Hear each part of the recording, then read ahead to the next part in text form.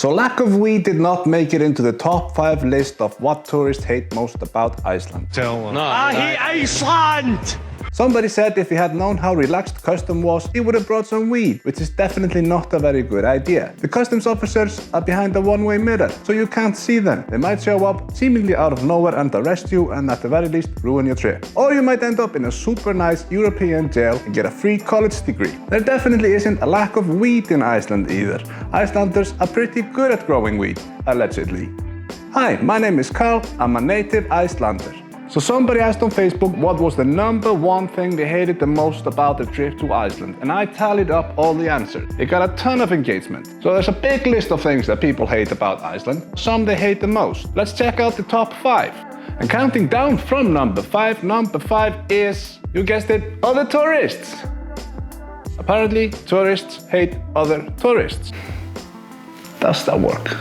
In early 2020, for obvious reasons, we didn't have any tourists, so we went to Þingvellir, which is one of the most popular tourist spots in Iceland and is part of the Golden Circle. There was nobody there, and I mean literally nobody except us and some fish. While it was really cool and nice and everything to see the place completely empty, I gotta admit, it was a bit lonely.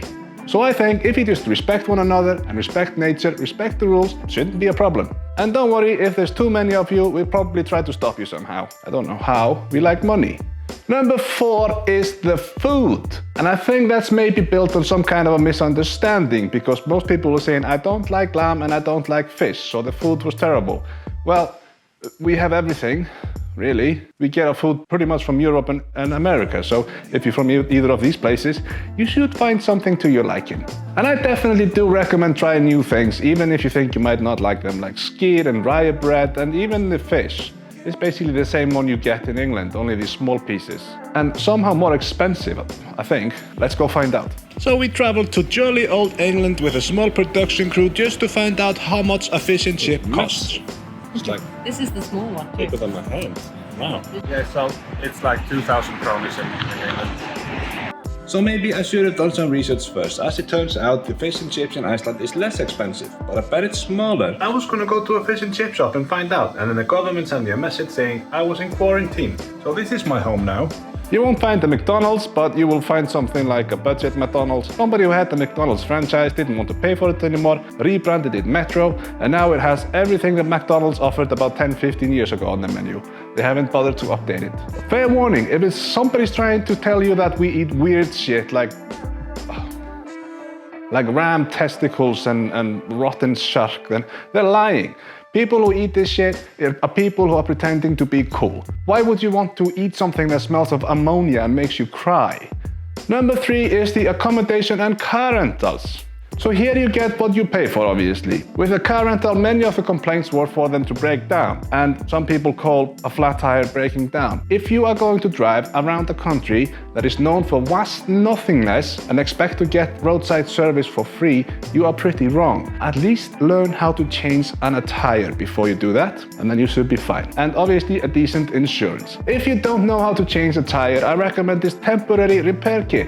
It's available in most modern cars instead of a spare tire. It's just some goo that you just spray into the tire, and some of them even inflate them as well. But if it doesn't, they may also have a 12-volt pump in there.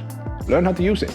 If you're out in the middle of nowhere, it's gonna take a while to get to you. It's kind of something you have to expect. Obviously, you need to also look at the user reviews. Are people recommending this service or not? And it's the same thing for accommodation. Read the reviews. Some places are basically offering nothing, and you pay less.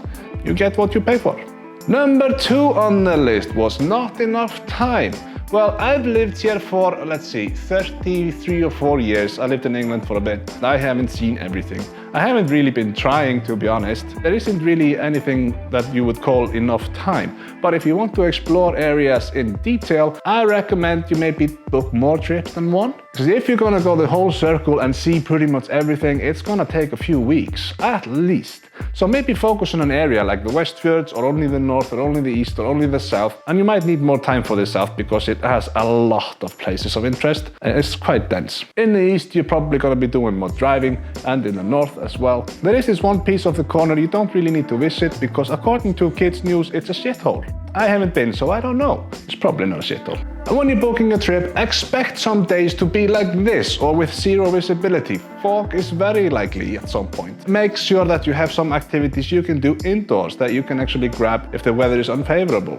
You don't really want to go on to a scenic tour with thick fog. Before I reveal what was the number one thing people hated about their trip to Iceland, I am just gonna phone a friend who I met through the YouTube channel who came to see me, spent some time in Iceland, and he wanted to tell me what he hated most about Iceland. Hey Carl, how's it going, man? Yeah, hey man. You know, in my opinion, it is the mild rudeness that sometimes Icelanders can have. What, really? Rudeness?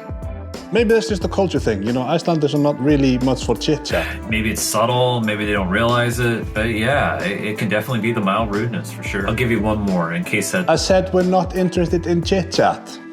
Who cares what he thinks? Technically, number one was leaving. People hated leaving the most. I'm not including that one. But if you don't like going home from the most isolated, cold and expensive country in the world, then you might live in a shithole.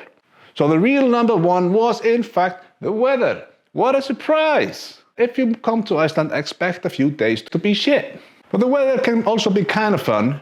I gotta admit, when the weather is really bad, it gets a bit adventurous. Make sure you stay safe. Watch the weather warnings. Don't drive, especially like big cars if there's a ton of wind. You know, make sure that you always have a place to stop and rest. See if you can find the joy in the weather. Not this one.